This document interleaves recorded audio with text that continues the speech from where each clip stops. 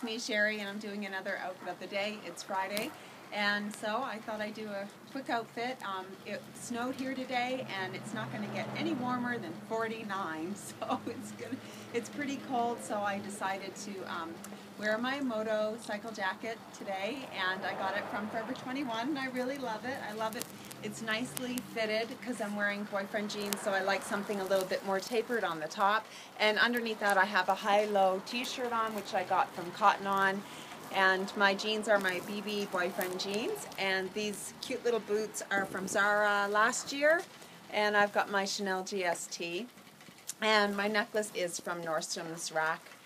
And that is it for jewelry, just because there's a lot of studs on the jacket, so I didn't want to compete with them with the necklaces and the jacket. So, oh, and on my lips today, I'm wearing Ruby Woo by MAC with NARS Train Blue Velvet Matte Lip Liner, and I think that's it. And my eyes, I'm wearing the BH Cosmetic eyeshadow palette again.